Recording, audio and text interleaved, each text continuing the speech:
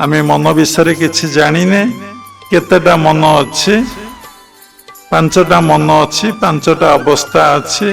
से विषय कहले बहुत समय जीवित मूढ़ क्षिप्त विक्षिप्त एकाग्र निरुद्ध मनर पांचटा अवस्था पांच प्रकार मन मन सुमन कुमन अमन विमन ताकू व्याख्या कले बहुत समय जीव तेणु आपण साधना करिया पूर्व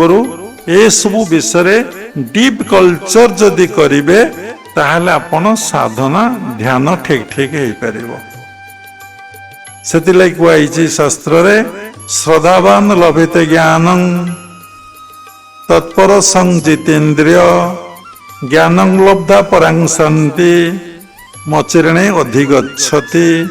तेणु जे प्रकृत ज्ञान लाभ करছে ज्ञान कौन ना मो भीतर ईश्वर सबरी भीतर ईश्वर जार ये अवस्था आसी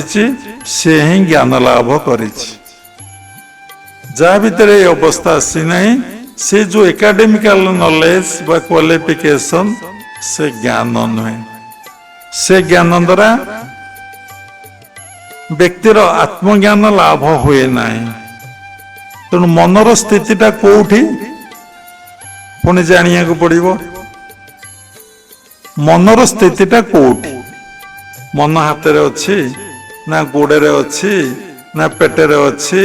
ना छाती रे अच्छी ना पिठी रे अच्छी ना आखि रे अच्छी कोठी अच्छी मन ब्रेन भीतर अच्छी ब्रेन रे को जगह रे अछंती तत्वगुरु कहीदेवे तेणु मन को आमे केमिति नियंत्रण करि परिबा ए मन को आमे केमिति आयत्त करि परिबा ए मन केमिति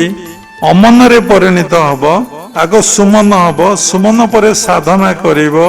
साधना करि साइला परे ए मन अमन रे परिणत अमन अर्थ मनर लय साधना को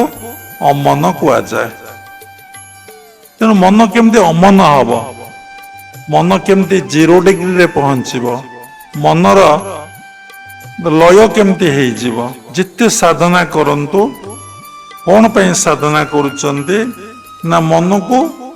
शून्य करिया पई समस्ते साधना करुचंती बा आउरी ताऊ कहले ये प्रकृति कबलरू